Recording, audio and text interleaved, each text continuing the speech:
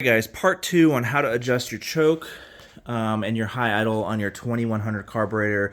It should be the same for the 2150.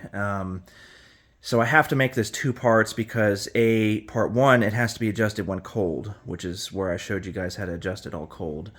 Part 2 is adjusting it when it's hot, because sometimes the choke won't open all the way and you have to adjust the choke just a little bit when it's hot so you know it's fully opened. Because the problem is, if you keep your choke closed partially, you're actually running the engine richer. You're using more gas, okay?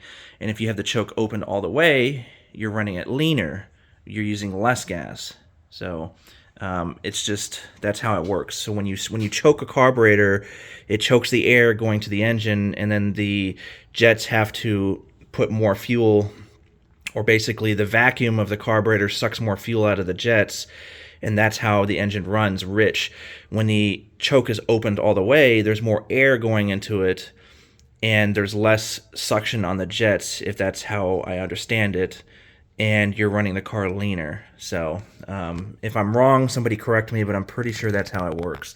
So anyway, to adjust this thing when it's hot. So I had to adjust it. I showed you on part 1. This is the choke right here. So you remove your plate, if you have one of these plates that holds the heater hose up against the choke, which also helps warm up the choke spring. So you remove that. You loosen this screw right here, this one, and this one down there. It's a flat tip screwdriver. So on the first video, I showed you that when you get your choke centered, so to center your choke when it's cold, the plate has to be closed all the way right here, okay? The plate has to be closed all the way, and then when it's closed all the way, in order to get it closed all the way, you have to turn this thing counterclockwise, which will turn the choke arm. So I'll just show you right here, just for demonstration purposes. Let me unscrew this. So it's hot right now, so don't mind. I already know where it's set at, but just for video purposes, I'll show you guys. So I'm gonna have to fix all this again. Anyway, to set it when it's cold, you loosen those, you turn this, you see how it's closing the throttle plate?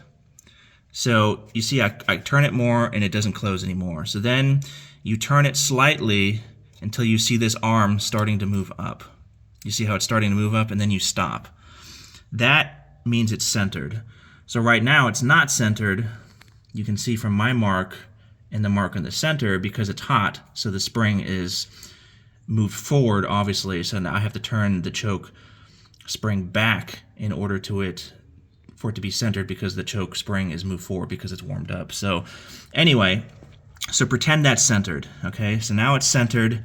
So then you take like a screw or something and you mark your black choke thing right here. So now that's where you know where center is, if yours doesn't have a mark on it, like mine didn't. Then, when you heat up the engine, 5-10 minutes, drive it around, whatever, when you heat it up, the choke spring should move, which will open up this slowly until it's fully opened. If it's not fully opened, then you loosen these screws and you turn this thing. You see how it's turning the choke open all the way?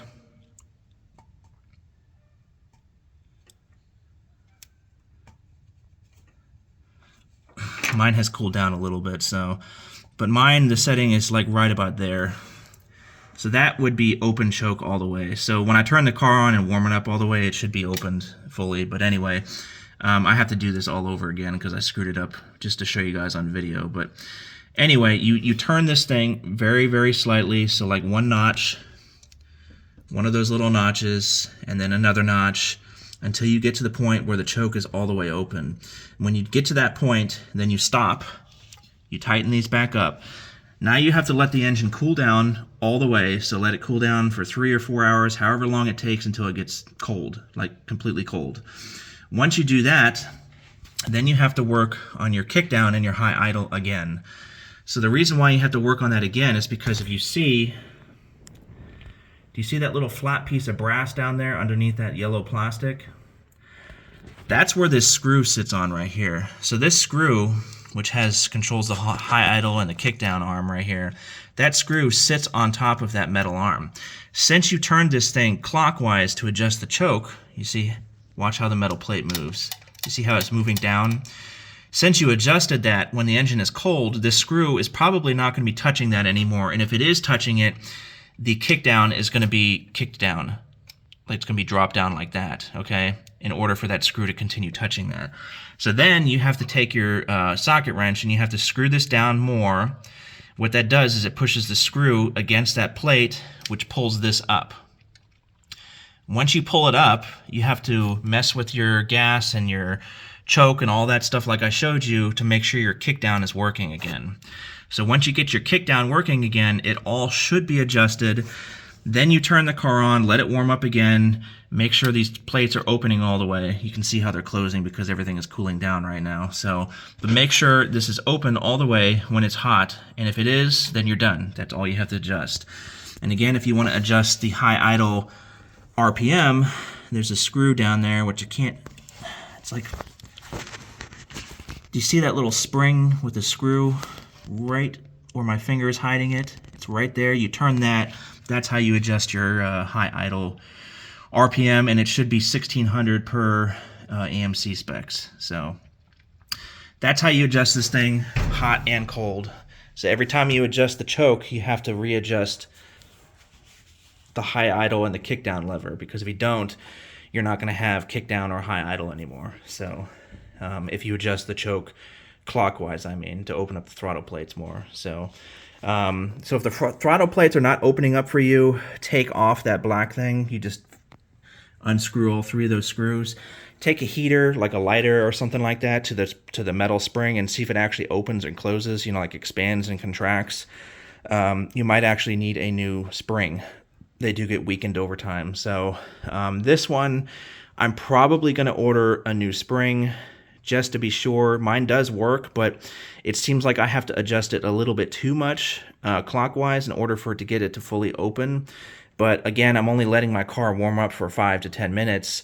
I'm not actually physically driving it until it's like burning scorching hot. I mean, it's burning scorching hot right now, but it's not hot enough. You can actually see the choke is moving down now. But that's also because I screwed it up just to show you guys. So now I have to warm the engine up again, and I have to watch my throttle plates to see if they open up all the way. If they don't, then I need to adjust it all over again. And then I have to let the car cool down completely in order to get my kickdown to work again. So, but that's how you adjust it all. Thanks for watching. Hope you guys learned something.